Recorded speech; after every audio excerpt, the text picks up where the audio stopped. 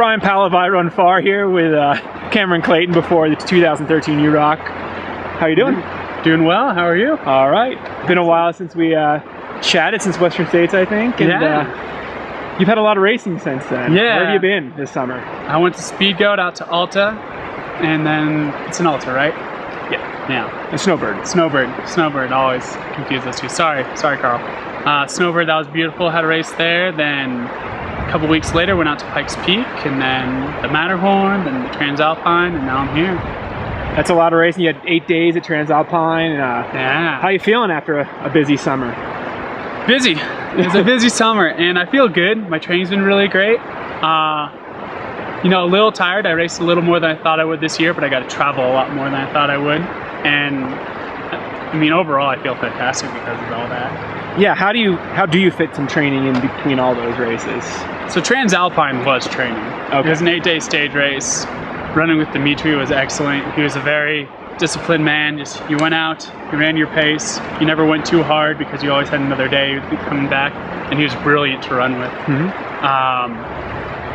I ran a little running camp up in Leadville the week before Pikes Peak, which consisted of me going up and doing a 14er, 3 14ers every day.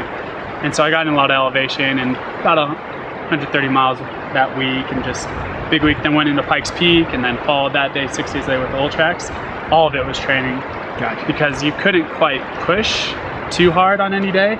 Because if you did, you were done, you were spent, which kind of showed in Old Tracks. I was a little spent for Old Tracks. It was a kind of a disaster of a race, but you know, I survived and I was happy because of that. Yeah, so you've certainly got all the mountain time in. You've been up high, you've done the climbing. There's tons of climbing at Transalpine. Yeah. It's all climbing and descending. It's what, 15,000 meters, 51,000 feet in 8 days? Yeah. That's the biggest week of my life. So there's some, not necessarily flatter running, but some faster running on this course, some non-technical trails, some fire roads, some bike path. Yeah. Have you done any training specifically for that? Yeah, last week especially, because Boulder flooded with a huge flood, a 50-year flood or 500-year flood, depending who you talk about. And all our trails were closed down, which angered every trail runner in Boulder, of course. But I was forced to go on roads. So like the last 10 days have all been road training, and surprisingly, every 6-minute mile pace has been easy to clip off. So this shouldn't be a problem here on the Vail Pass. I can't imagine anybody needs to go any faster than that. Yeah, on the travel front, you have gotten sort of an opportunity to go to a lot of races, and you're soaking it up. What have been some of the highlights of your year? Not your whole year. The year. Oh man, we can go back to La Palma for that because La Palma was an incredible experience out at Transvolcania. That was my first real sky running ultra. It was fun. There's a great atmosphere. The island comes out for it. Then if you speed forward to my last race at Transalpine, you're surrounded by 700 people all doing the race every day who are so enthusiastic about it, and they know about you by the time the race is finished for sure, because there's little ceremonies every day. And you're getting to go through Germany to Switzerland to Austria into Italy. So I can say I've been all there. I mean, really, it's like going into Austria or places that want to be part of Austria. But you get a little bit of different cultures every day, which was really cool. The Matterhorn is truly iconic, and for a good reason. Yeah? Yeah. What's special about Matterhorn? I've never seen it. What's it like?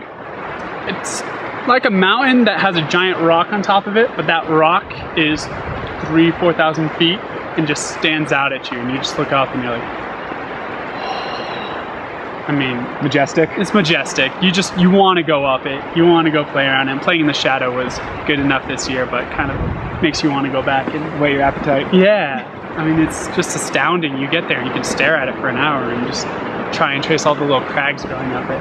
Awesome. So after all this travel around the world, you're back home, Colorado. You've run all the trails around here. Yeah. Aspens are changing. Yeah. You excited? Yeah, really excited. I mean, Killian's here, Sage. We have our friend Matthew right over here, and a host of other men, Rob. You know, Dakota's really fit. So it's my favorite kind of running, which is fast. It's on non-technical trail, and you're weaving your way through changing aspens, and you're going to be there's a host of good competition to run against, so you'll never be lonely, hopefully. Yeah, it's mostly non-technical, but there are some steeper parts, there's some pavement, there's a variety of terrain and challenges here, and also up at the front of the pack, a lot of variety and skill sets. Yeah. So do you think there's going to be a group runner together the whole way, or is it going to be people using their strengths specifically? And I think there'll be a front runner. I'm not sure who it will be. If I had to place odds, it would be Dakota, myself, or Sage. I think there'll be a chase pack of 2 to 3, and then another chase pack of 4 to 6 people, probably spread out by a couple minutes. And I think whoever has a great day and goes out for it might be the winner, or who's ever just a brilliant technician and plays his race perfectly. It's 100K. I've never done one, so I can't quite predict how it's going to play out those last 12 miles. Another interesting aspect is that it's the skyrunning finale, so there's you're certainly going to make a play for that, right? Yeah, I think I'm 3rd right now, or I think Francois is in 3rd. Francois is in 3rd, but he's not here, so I can take advantage of that, hopefully. Yeah. Let's see, we have a fun dynamic between Sage and Killian. Killian has to be 1 place behind Sage to win the overall series. If Sage wins overall. If Sage wins overall, Killian has to be 2nd. If Killian's 3rd, then Sage can make the upset, which would be huge and kind of like it would just be huge. And so that'll be fun. Sage, I think, has a little more incentive than others for that. Yeah, so he might be a little more aggressive. Maybe. With that regard. I think he will be. And you just have to finish in a solid placing to move past Francois because he's not here. Yeah, exactly. So it takes a little pressure, but of course I also want to win, so it doesn't really change too much of the outcome.